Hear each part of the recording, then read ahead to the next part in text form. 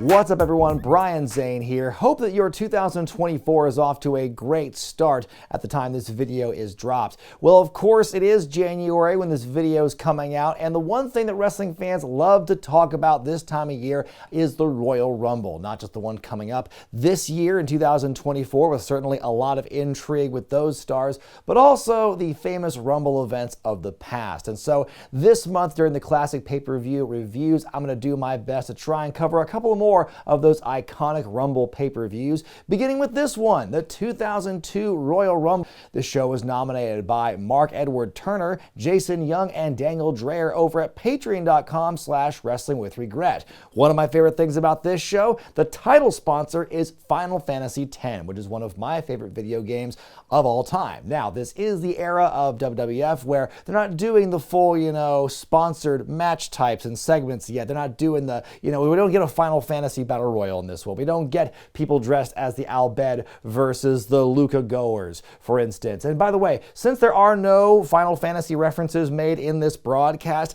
I'm going to do my damnedest to try and fit as many references to the game as I possibly can. Now, I already did do a Sin reference when I did WCW Sin with the thumbnail. Maybe he'll find another way to get back into this one. But in the meantime, if you have any Final Fantasy X/WWE in 2002 references you want to drop in the comment section, by all means. All the sights and sounds of classic Royal Rumbles with the ethereal effects and the music, kind of singing. That's the vibe I get from this one. But the show needs less and more.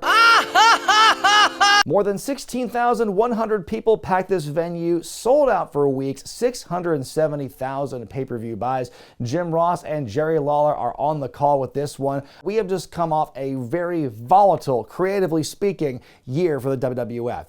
They are riding high at WrestleMania 17, then WCW's bought out. They've got the whole Invasion storyline. The show ends up with the Undisputed Championship being crowned at Vengeance, and now we begin a bold new year. WCW is in the rear view, and it's all about taking elements from that Invasion storyline and some key players in the Alliance and now integrating them fully into this post-Invasion WWF landscape. Ric Flair, of course, is the co-owner still. We'll talk about that. The NWO debut is just on the horizon, where Nash, Hall, and Hogan are on their way back to the WWF. And of course, we're also months away from the big name change. Needless to say, lots of crazy things are happening and are about to happen in the WWF's history, and this show is a great just glimpse into what you have in store. Your first matchup for the tag team titles. Whoa, okay, the set's on the opposite side here. That's going to be disorienting. You got the team of Spike Dudley and Tazz defending against the Dudley Boyz. You heard me. On an episode of Raw recently at Madison Square Garden, it was a cool moment where Spike and Tazz joined forces to take on Spike's rivals, his own devious half-brothers, and beat them for the belts. This would also end up being Tazz's final championship he would win in wrestling. So, neat little bit of trivia there. Before the rematch here, Bubba and Devon beat the hell out of Spike in the parking lot on SmackDown, the 3D on the outside, while Tazz was trapped in his car. Get me out of here, Cole! Spike wrestles the first part of the match in a neck brace, and I'll say it again, #neckstrong. The match begins, and about 15 seconds in, Tazz takes a back suplex neckbreaker combo on the floor. Nobody throws Spike Dudley around better than Bubba Ray and Devon. It's a fact. Spike is able to withstand the onslaught, hits the Dudley dog, but the referee misses the tag, dodges Devon's dive off the top, and we get a Bebop and Rocksteady moment here. Tazz with a hot tag and a whole bunch of suplexes. Tazz with a great kick, Bubba with an even better sell, another Dudley dog. Stacy Keibler, the Duchess of Dudleyville on the apron. Tazz puts her in his mission. Spike is launched out of the ring mid-dog. Tazz with a Kata Hajime! Locked on Devon now. The tap, the champs retain. I'm going to give it 3.5 stars out of 5. The match was pretty short, but these guys made the most out of their minutes, and what I appreciated about that is that it was pretty much wall-to-wall action. It was a lot of fun to watch. Spike, you know what? I say this as lovingly as possible. He is a great bumping dummy. He's a great bumping machine here, just getting thrown around by the Dudleys. Tazz is a great compliment to him in this very unlikely pairing because he does bring the legitimacy and the toughness to help kind of bolster Spike. I think, it's looking back once again at the Invasion and how that whole storyline went for Tazz as he was kind of the mouthpiece for the Alliance on commentary, and all these what if moments and all these kind of things where it's like, man, you wish something was different with how they did that in '01. You know, it kind of makes me wish that he was in a bigger or a stronger place on the card at this point in 2002 than he ended up being. But it was still not a bad spot to be. We get a recap of William Regal knocking out RVD and Edge with his brass knuckles on Raw. Edge fired back on SmackDown later with a chair, even knocked out the referee, Patrick Flop. The Intercontinental Champion Edge is in the promo zone saying he's got no problem with Regal fighting dirty because, hey, he's got his own Forbidden Machina. My words, not his, but wouldn't that have been amazing had he said it? Regal's been calling himself the devil in his promos with Edge, which is really coincidental given the times. Edge says tonight the devil gets burnt. On we go to that match for the title now as Edge defends against Willie Reeves. These guys had a rivalry coming out of the Vengeance pay-per-view, but during that build, Edge inadvertently broke Regal's nose for shootsies. Regal had to undergo several surgeries in a matter of a week to get the nose fixed, and it comes back a few weeks later. What a boss. Before the match begins, referee Nick Patrick checking for the brass knucks. He catches a pair down Regal's trunks. Lawler saying how unfair it is to have another man put his hand down your pants. Don't think too hard about that one. But then Jim Ross follows up with a Siegfried and Roy joke. Okay, Regal takes over with a big boot to the side of the head, hits a big-ass half Nelson suplex, Edge damn near landing right in his head. Butterfly suplexes counter that was interesting. We get another Siegfried and Roy reference after a weird cover attempt. On the apron, Edge drops Regal with a DDT. Big collision out of the corner, laying both men out. Edge begins his comeback. William ends up putting Edge in the Regal stretch, and we get a rope break. Edge trying his own worse version of the hold to no effect, but is able to hit a top rope heel kick. Regal pulls out bonus knucks. Where'd he get those from? Using Patrick as a human shield when Edge goes for a spear. He bops Edge in the face with the power of the punch. The crawl to a cover and the 3 count. After the match, Michael Cole gets word with Regal on the ramp, asks how he can justify how he won, and Regal simply says, it's a gift. I give it 3 stars out of 5. I really appreciated the aggression and the physicality in this matchup, especially from Regal. He really looked good here, I think, as the challenger. Just all that time wearing down Edge, I think was really well done. And yeah, just a solid matchup. Not much else for me to say about that, but definitely cool to see Regal getting a shot with the Intercontinental belt. Women's Championship on the line next as Trish Stratus defends against Jazz with special guest referee Jacqueline. Trish won the title back at Survivor Series after it lay dormant for several months. Jazz finally has a theme song that's more befitting of her character and demeanor.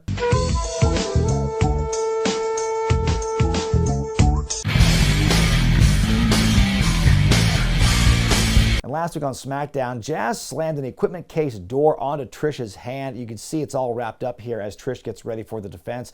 I really enjoyed the sequence of roll-ups Trish and Jazz had early on, trying to one-up each other. Jazz starts to work over Trish's injured hand, gets into it a little bit with Jackie. Trish hitting Stratusfaction. Before it's truly gotten over at this point, Jazz is able to kick out. She almost wins herself, but Trish gets the boot up in the corner, hits an okay-looking bulldog, gets the cover, and Stratus wins. I give it 1.5 stars out of 5. You know, the match was brief, nothing about it truly spectacular, but you have to give, credit to Jazz, and I also believe Jacqueline as well probably had a hand in this for helping Trish, because at this point she's still relatively green at this point in her career. So getting that kind of support system around her in this matchup, I think worked really well for her. The match was clean. It was just pretty short. We see some footage from earlier in the night of Ric Flair entering the arena with his kids Reed and Megan. Then we go to the street fight between the co-owners, Mr. McMahon versus the Nature Boy, Ric Flair. The match is the first one Flair has had back since the final Nitro in March the previous year in Florida versus Sting.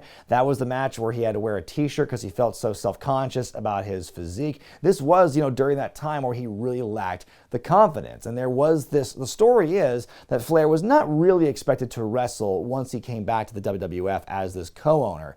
Who knows how they got to that point between like, hey, he's definitely not going to wrestle, to like, okay, let's kind of test the waters. And then it kind of led to Flair's whole revival career in the WWF leading up to his first retirement. And I think that it was actually it felt a really kind of organic way to do it. I think bringing Flair back in that limited capacity was really a good way to reintroduce him. And then the slow, gradual push to him getting back in the ring, I think was pretty well paced. Not only back when I remembered it, watching it as it happened, but also kind of seeing it play out again once you're watching the programming again all these years later. We had some great promos from the two during the build for this matchup. One from Flair where he confronts Vince for the way he was treated back in the early 90s, asking, "Who the hell do you think you are? I'm Ric Flair." Vince doing that sit-down interview with JR JR saying that he enjoys ruining people's lives and how much it turns him on. We are definitely on the precipice of like crazy Satan incarnate Mr. McMahon here. We're not quite to the most evil extent that he will go,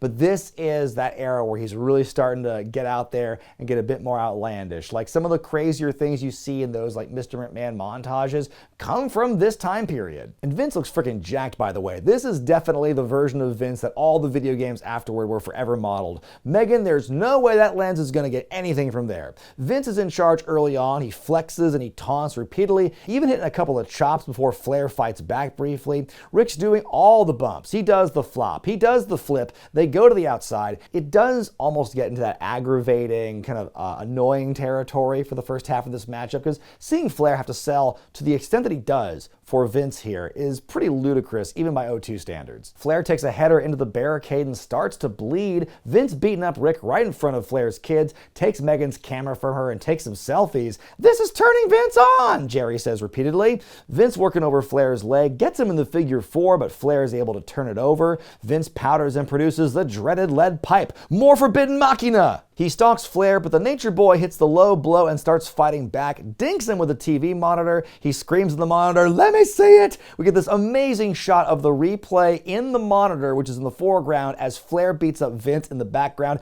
Hang it in the Louvre. Vince is now bleeding and the action continues around Reed and Megan. Meg's taking pics. Do these pictures ever get developed, by the way? Dick kick city to Vince, but Flair is not done yet. He dinks McMahon in the head with the lead pipe. "Sweet mother of pearl," says Jim Ross. The figure 4 is applied, Vince screaming in pain before he finally taps out. I give it 3 stars out of 5. Like I said, the biggest knock I had in this match was just the amount that Flair had to sell for this, lumbering part-timer in Vince, so to speak. But I think that the story was still really well done. I think the venue was perfect considering Flair's history in Atlanta with WCW. That seemed like an ideal location for him. Seeing Vince get his at the end, that comeback was so just really powerful. And again, I'm going back to the fans on this one because the way they fed into it and the way they reacted to it really made it feel that much more special. This is definitely a return to form for Flair. And, Flair's confidence and self-esteem might not be at its peak at this point, but after a match like this, where not too much went bad, I think you have to believe this probably would raise his confidence a little bit. Backstage, Michael Cole interviewing Nick Patrick about what happened in the Intercontinental Championship match he officiated. She hypes her man, Triple H, saying her man's going to destroy everyone in the Royal Rumble, including Stone Cold. Starts talking trash about Austin and Deborah. When Steve himself shows up from his locker room, he whats her to death and then declares that he is going to win the Rumble match. All we go now to the Undisputed Championship match as Chris Jericho defends against The Rock. Now, stop me if you've heard this one before, but back at Vengeance, Chris Jericho beat Stone Cold Steve Austin and The Rock on the same night to become the first ever Undisputed Champion. And ever since then, he's really been booked in that kind of like Kurt Angle, JBL sort of role where he's this really slimy, just unlikable heel who does nothing nobly or with honor at all. He's constantly finding the sleaziest and sneakiest of ways to scrape out victories and whatnot. And it's a foregone conclusion. Everyone and their mother is basically thinking in this storyline, oh, The Rock is clearly going to beat Chris Jericho because what happened at Vengeance was a fluke and The Rock is The Rock and Jericho is this kind of like, he's just like kind of a Weasley character, and it's the perfect setup, the idea that in storyline, everyone assumes this is going to happen. The announcers can't even hide their bias and their predictions for what's going to happen in this one. And Jericho is very impatient. He's screaming at Rock by the final SmackDown saying, "I am not a joke. This is serious." He demands to be taken seriously here. Of course, these two have had a long-standing rivalry going back to the Invasion, fighting within Team WWF, and that, of course, led to Jericho's first world title win. The Rock's on fire at the start, but Jericho's able to cut him off with a flying forearm. There's good back and forth in this match here. Jericho wearing down Rock with a sleeper for a good old time until Rocky fights out of it. We get a superplex. Jerry saying there is a line of wrestlers lining out the door willing to donate a pint of blood for Mr. McMahon. I really wish we just could have gotten a visual of that because that sounds hilarious. Jericho hits his bulldog and 2 lion salts in a row, but The Rock still kicks out. Rock catching Jericho off the second rope and putting on his lousy Aussie sharpshooter when Lance Storm, one of Jericho's friends, shows up and distracts the referee while Jericho taps. Christian runs in, tries to thwart The Rock, but it backfires. Jericho hits the rock bottom, looks to do his own people's elbow, but The Rock has a counter for that. Both men begin to disassemble the two announce desks. Jericho looks to do the rock bottom through one, but The Rock reverses with one of his own through the other table. Back in the ring, walls of Jericho and a rope break. Rock goes for his flying clothesline, but decks the ref by mistake. Jericho immediately hits Rock with one of the belts. In comes Nick Patrick to make the count, but The Rock kicks out. Rock hits a DDT and goes for the cover. Patrick refuses to do it. Why? Who cares? The Rock lays him out too. Rock hits the people's elbow on Jericho, but still no referee. Chris with a low blow, driving Rock into a turnbuckle I had forgotten was ever exposed. The dirty pin. Jericho wins and retains. I give it 4 stars out of 5. Now, if you're watching this as a Rock fan back in 2002, the story being told in this thing had to be as frustrating as when you're playing as Titus in the Comlands and doing the Chocobo race and trying to pop those balloons and get the sun sigil so you could activate your celestial weapon. Y'all know what I'm talking about, right? Somebody bring me another damn beer because it's going to be a long night. Because I ain't going nowhere, Vince, until you bring your little yellow carcass right out here right now. But be that as it may, it was definitely the best match, in my opinion, that these two had during their whole rivalry. And I talked about it a little bit during the Invasion recap and also in Vengeance. But I think that The Rock, being so giving and Jericho beating him as often as he did, went a long way in legitimizing Jericho as that top star that, people kind of wanted him to be for a long time at this point. I have very conflicting feelings about Jericho's run as Undisputed Champion here, because on the one hand, as a fan at the time, a huge fan of his, I was like, oh my God, that's so cool. Finally good to see him get his due. But then you're like, oh my God, I wish you were portrayed better than being a chicken shit heel the entire time.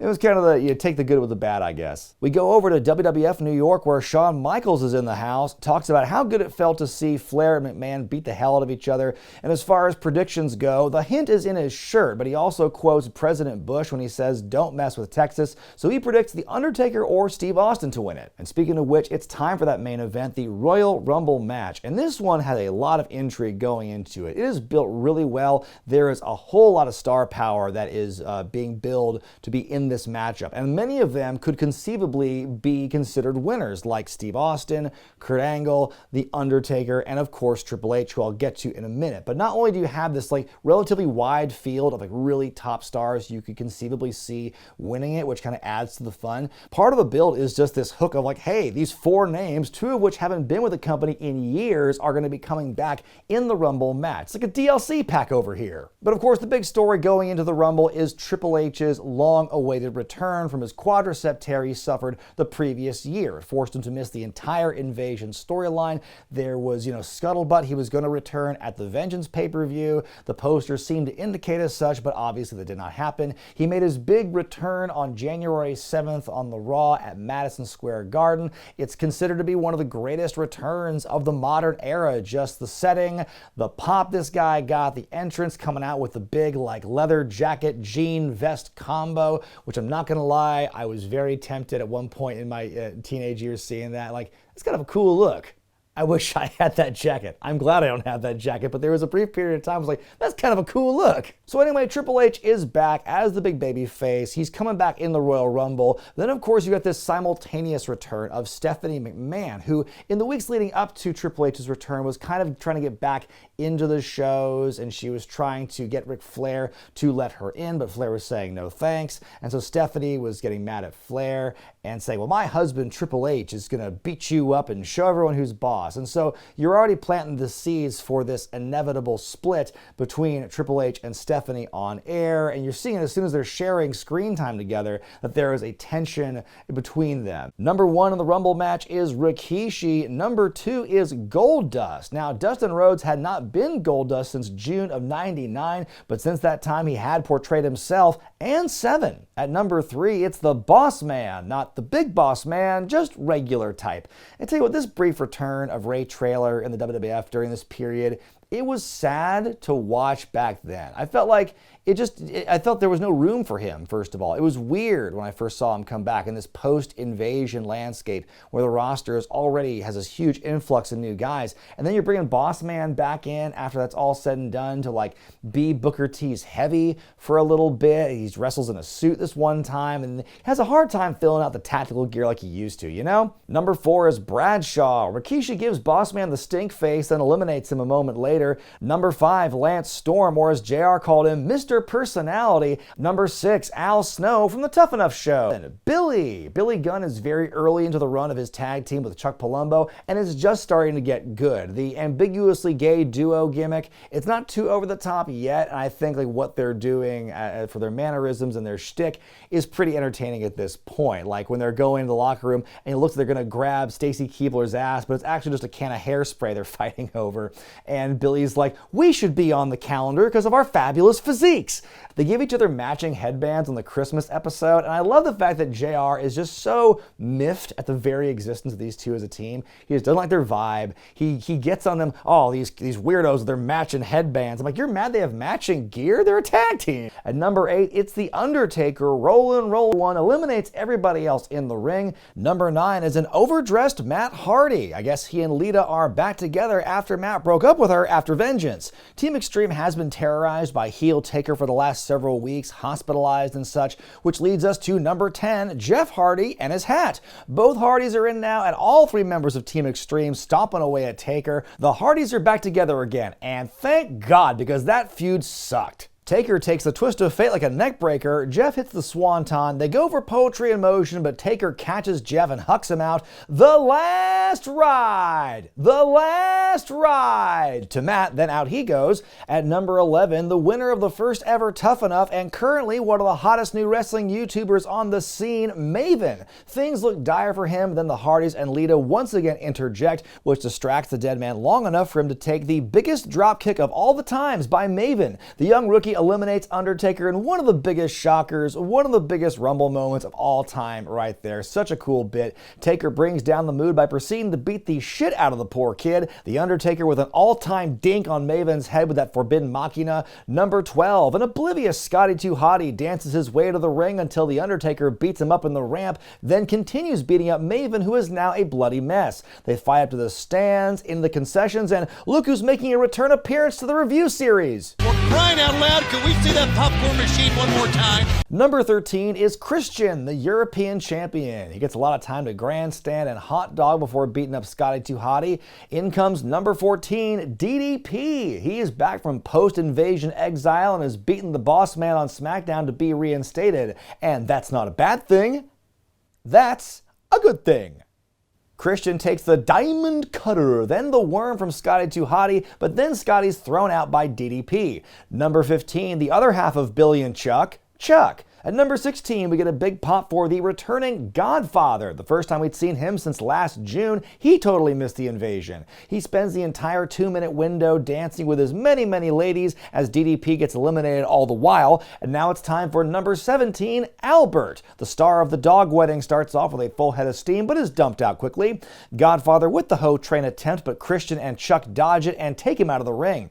Number 18, Perry Saturn, who is also largely absent for the last little while. All I ever saw him on television in the weeks leading up to this was like a random backstage bit where he's talking to Mr. McMahon in his street clothes, and then you never hear from him again. Number 19, Stone Cold Steve Austin, the What Master. This is undoubtedly the peak of Austin's What era at this point. It has fully gotten over and has completely just enveloped and encapsulated the WWF in a big old what sphere, and we are not going to shake that fucking chant for another 13 years. I love it. Austin clears the ring, then brings Chuck Palumbo back in so he can beat him up again. Number 20 is Val Venus, the second former Right to Censor member, now rehabilitated after being gone for most of 01. Number 21 is Test, the big bad heel with the immunity after winning that Battle Royal at Survivor Series. They had just changed his theme at this point to this new darker heel one, but I'll always miss the available. Austin takes out Val, then Test, and at number 22, it's Triple H. A pretty badass shot of the game framed in the circle of the set, all those lasers firing out. It's a great shot. The former two-man power trip now face to face in the ring. They begin to throw hands, but before they can get too far, at number 23, stand back, there's a hurricane coming through. Objectively, one of the better parts of 2001. The hurricane comes to the ring to deliver a double choke slam, but there's this amazing moment as both Austin and H are like, who the fuck's this guy? And out he goes. Number 24, Farouk is not in the ring for long. He does hit a spine buster on Austin, but is soon eliminated by Triple H. Number 25 is Mr. Perfect, back in the WWF for the first time since 1996. Go watch my Survivor Series 96 review to find out why he left. He's fresh off his warm-up run in the XWF, tossing his towel this way and that, and I guess he and Triple H's alliance that formed for like a week that November way back is no more. Number 26, Kurt Angle, wrestling in the same city where he won the Olympic gold medal, is now showered with a combo "You suck, what" chant. Number 27, The Big Show is here. He starts out strong as no one's able to take him down or pick him up. There's a choke slam to Triple H as the clock winds down, and Kane enters at 28. He and Big Show trade blows. The two of them each want to do a choke slam, but they can't. Number 29 is Rob Van Dam, the Rolling Thunder on Austin, but he takes a pedigree from Triple H. Number 30, the last spot goes to Booker T, Mr. McMahon's favorite wrestler since the invasion wrapped up, and is recently the victim of one of the all-time SmackDown moments, that grocery store brawl with Austin. I'll say this, watching this build again, like really for the first time in a long time, and seeing those segments with Austin and Booker T, the grocery store brawl, which is iconic. Obviously, that's fun to recap and relive. What they did the next week when they go into the church and all that hijinks that ensue there. And the way that one ended, I thought was really amazing. The fact that, they're running through and they both get stopped by the nuns, and Austin really wants to fight, but he can't because the nuns are there. It's like, no, Booker, don't leave. Don't give those nuns a ride. Like, that was pretty hilarious as well. And man, Booker T, I think there's a lot of stuff they could have done differently with Booker and how they portrayed him throughout his wrestling career. I think there were some hits, there were some things they did right, but also in this early period, I think they did a couple of things to kind of do him dirty. And but this here, looking back in hindsight, man, when you're aligned with Vince and you're doing all these things, even though you are kind of booked like a goof, I still think like he is in a good prominent position because he was like the biggest star there was in the WCW camp once the invasion ended, and you gotta do something with him. He eliminates his once and future tag team partner in Van Dam. He does the spinneroonie and is immediately hit with a stunner and thrown out by Austin. The final four are Austin, Angle, Perfect, and H. Austin fights with Perfect on the ropes, only to be dumped out by Kurt. Austin gets his revenge though, dinks all three men with a steel chair, then takes his leave. The three remaining men are all back up. Kurt are fighting. Perfect with his plex onto Angle, does that neck flip thing, but gets up and is knocked out of the ring by the H-Man. It's down to Triple H and Angle. There's some great back and forth here. Angle backdrops H over the ropes. He thinks he's won, but Triple H gets back in the ring, hits the knee, and knocks Angle out to win. I give it 4 stars out of 5. I really like this Rumble match. And this and 2001 are really on my short list of some of my favorite Rumble matches they've done. And this one is very similar to 01 in that you've got all these different storylines. It's so star-studded. It's just packed, especially really backloaded with talent. I think like you look at those final 10 entrants and it's like, wow, it's really a who's who for the most part. And just the stories they wove in there with like the Undertaker and the Hardys and Lita, Maven getting this just kind of immortalizing moment, and then getting his ass beat by Taker was also part of that, and I think like that was great for his legend, and great for the build of Undertaker as the sadistic heel character that he is now. You got Triple H's comeback and all the stuff that he's got going on in the past with Austin and Angle, and it's like so much is like enveloped in this one Rumble match. There aren't too many like funny ha-ha spots. I kind of like that about the previous year's Rumble, but this one still had a lot of action. It was a lot of fun, and is, yes, easily one of the top Rumble matches of all time. Well, praise be to Yevon. That was the 2002 Royal Rumble, and my final grade for this show is an A. I mean, as far as like Rumble pay-per-views go, from top to bottom, and you're looking at like how you build stories and plant seeds for the road to WrestleMania, you really can't ask for a more complete show than this. I mean, the mid-card matches, the undercard, all decent to great, no real notes, no real nitpicks about any of them. All the matches kind of held up their own end, and then you've got got the bigger matches, the title match with Jericho and Rock. You've got Flair and McMahon. That's a spectacle. And the Rumble match itself is really well executed and really good. So I highly recommend this show. If you've not seen it, if you haven't seen it in a while, do yourself a favor and catch up. You should also, I think, watch the Raws and SmackDowns around this time too, because there are some, maybe match-wise, nothing really springs out to me, but as far as character work and promo work, there's some really good stuff during this time period. But what did you think of the 2002 Rumble? What'd you think of this review? Let me know in the comments section below. Be sure to give the video a thumbs up if you like it, subscribe to Wrestling with Regret, hit that bell icon for all the notifications, and stay tuned. 2 weeks on this channel, I'm going back to covering a classic Royal Rumble. We're jumping a few years ahead in the timeline. Madison Square Garden, one of the most surprising returns you will ever see. I'm talking about the 2008 Royal Rumble. I'm Brian Zane, and I'll see you next time.